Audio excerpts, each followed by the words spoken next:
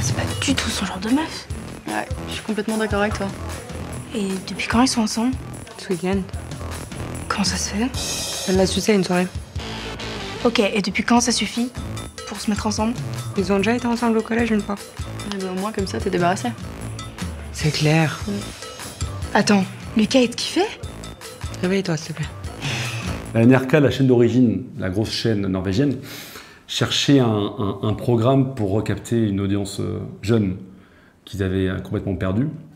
L'histoire par la suite dira que c'était que Skam a germé suite aux attentats de Breivik sur la jeunesse norvégienne. En fait, c'était un peu une réponse sur le côté multiculturel de la jeunesse norvégienne que Julie Andem, la créatrice de la série d'origine, a voulu mettre en valeur dans une série.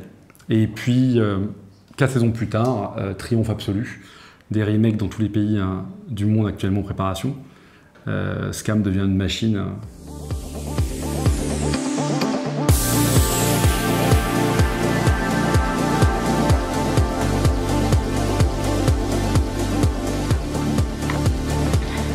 Oh la chica! Wow, trop d'énergie ce matin. Ouais, profites-en parce que quand elle va rendre les contrôles, ça va être autre chose. La scénariste-réalisatrice écrivait les 2 premiers épisodes, les tournait, et derrière, elle rentrait dans un processus de on diffuse le premier, on voit comment ça réagit, on écrit le 3e en parallèle, on tourne le 3e pendant que le 2e est diffusé, on le tourne et on le monte, hein, c'est relativement court, on diffuse, et ainsi de suite, et ainsi de suite.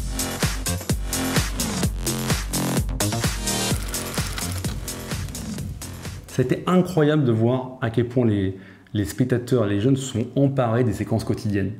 C'est ça qui était absolument incroyable. Parce qu'il y a des épisodes, on regarde des épisodes comme ça, nous remplis, mais il y a des gens qui l'ont vécu en temps réel. Quand Manon, à 14h, allait voir Mika sous la douche, ben, les gens voyaient tout de suite, et ça réagissait. Quand Charles disait « semaine prochaine, vendredi à 19h, je viens te chercher », je peux vous dire qu'à 19h, le pic d'audience était comme ça parce que Charles arrivait en bas de chez elle pour venir la chercher. Et ça, c'est un médium invraisemblable. Invraisemblable, avec les commentaires. Il y a des milliers de commentaires, des milliers de partages où ça commente en temps réel ce qui se passe. En fait, la Norvège a 20 ans d'avance sur nous sur pas mal de sujets sociétaux. Et sur des thématiques comme l'homosexualité ou le port du voile, par exemple, quand on voit la série d'origine, ils sont tous d'une bienveillance extrême. C'est qu'un coming out se fait entouré de personnes très à l'écoute, très douces, qui ont tous des réflexions de quadra. Voilà, des gens qui ont... Voilà. Et ça, autant c'est très agréable, parce que ça présente un peu une image fantasmée d'une société qu'on rêverait tous de vivre, autant je ne l'achète pas en France. Vous voyez, je voulais plus d'aspérité. Et c'est vrai que la question du langage était fondamentale pour qu'on s'y retrouve. Mais on ira encore plus loin dans la suite. Toujours pareil, il fallait un peu tout moduler par rapport entre les attentes de la chaîne France Télé, qui faisait un gros pas dans le vide aussi à ce moment-là, parce que quand il voyait le personnage d'Iman, elle porte le hijab, elle enlève au bahut, elle est un peu cash, elle est un peu trash, il a fallu que j'aille défendre le fait qu'elle est trash et cash, parce que là, c'est compliqué ce qu'elle vit en fait, au quotidien. Mais en même temps, elle ne fait que défendre des valeurs de cohésion et tout ça. Et au fur et à mesure, ils ont adhéré complètement à ce ton-là. Manon, je vais te poser une question. Ne prends pas mal, ok? Sans avoir peur là. Non, Alex, c'est vrai vas-y. Est-ce que t'es lesbienne? Non, les filles, là, vos réactions, c'est vraiment pas cool, en fait. La question, elle se pose. Elle parle jamais de mec ni de cul. Et franchement, vos rires, là, si elle est vraiment lesbienne, c'est pas un environnement safe pour s'assumer, en fait. Non, sérieux, les filles, je fais comment? C'est pas cool. Je suis parti du principe que j'allais faire la différence par les tempéraments des filles. Et je voulais m'acheter une paix sociale avec les 2-3 premiers épisodes qui ressemblent beaucoup à la série d'origine. Et à partir du moment, et on sait comment ça se passe en montage, on dit super, on est hyper content, alors que l'histoire montrera, ce sont les 3 épisodes qui sont fait le plus bâcher sur le net, en disant qu'est-ce que vous faites? Et à partir de là, quand j'ai eu les 3 pouces, je savais que la vigilance un petit peu de la prod allait être moindre, et je pouvais, à partir du moment où c'était qualitatif, je pouvais partir ailleurs. Les agents étaient les premiers méfiants quand ils ont vu arriver un programme avec une partie filmée, une partie transmédia hyper lourde, et surtout moi qui à ce moment-là précis dit, pour arriver au projet que j'ai en tête, va falloir que tout le monde donne plus que ce qu'il y a sur le contrat. C'est pas très populaire comme ça, mais dès que je voulais arriver et faire juste des plans de coupe, quand on faisait une soirée d'avant-tournage, on se prenait 20 mails d'agents en disant attention, vous êtes fous, quoi, il y a des règles, si elle apparaît même au flou, c'est payé. C'était tout de suite, on se faisait couper. Et les répètes n'étant pas payées, immédiatement, il fallait dire je serai dans telle salle classe libre, si vous voulez venir, je suis dispo, mais je ne pouvais pas donner de séquences à répéter, je ne pouvais pas donner de choses très précises, ce serait passé pour une demande de travail, donc à rémunérer. C'était un peu un enfer. Maintenant, les filles viennent tout de suite, et tout le nouveau casting vient tout de suite. Parce qu'on a toujours des conditions un peu compliquées, mais clairement la donne elle a changé. Non, on m'a dit que Charles n'était pas là. Attends, comment tu sais ça? Moi, j'ai parlé avec Camille et elle m'a dit qu'apparemment Alex il était tout seul et que c'est pour ça que l'autre taré il s'en est pris à lui, tu vois. C'est parce que Charles il était ailleurs en train de serrer une pauvre meuf. Quelle pauvre meuf? Bah après ça je sais pas, hein, ça se trouve c'est juste une rumeur. Peut-être que Charles était tout seul. Bref, il t'a répondu quoi au final? On voulait que ça colle à une forme de réalité. On s'est retrouvé confronté à, sur la saison 4, qui est africain, d'origine africaine autour de la table, qui est musulman, qui est une jeune femme de 20 ans. Personne.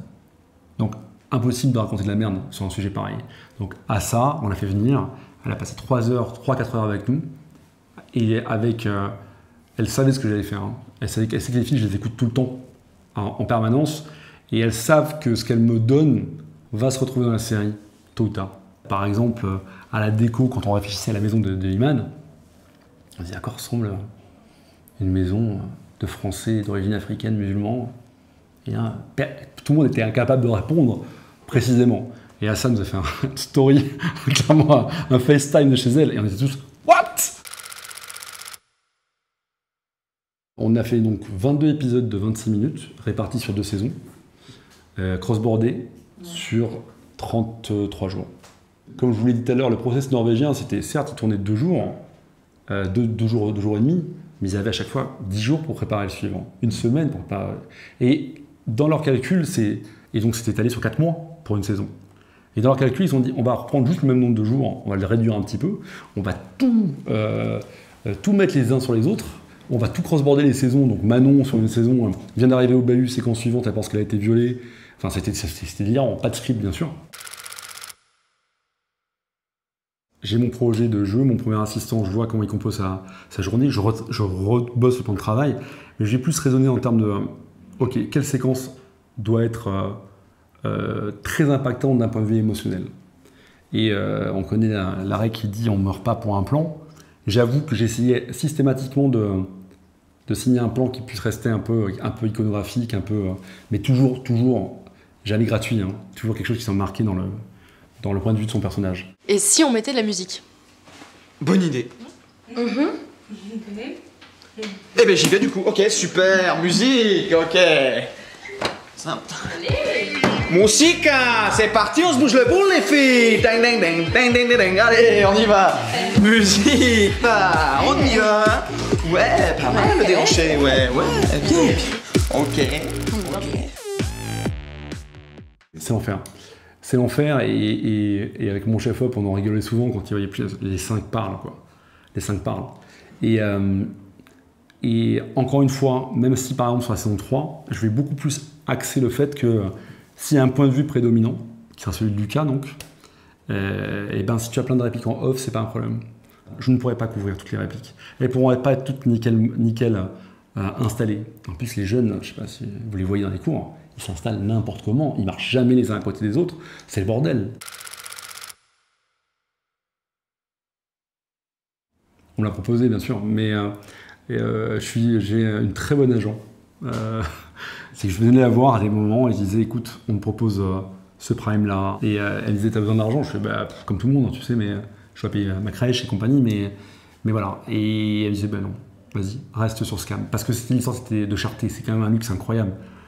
Ça ressemble à ce que je faisais dans ma chambre au départ, je mettais mes musiques, vous voyez, et ainsi de suite. Et là, c'est assez exceptionnel. Alors, ça a un prix, hein. Ça veut dire que les musiques, par exemple, c'est moi qui pars au charbon et qui envoie toutes les demandes de droit en accord avec Universal, par exemple. Mais c'est un temps, je dors quasiment plus. Hein. Mais quelle liberté créative. quelle liberté créative de pouvoir lancer là-dedans.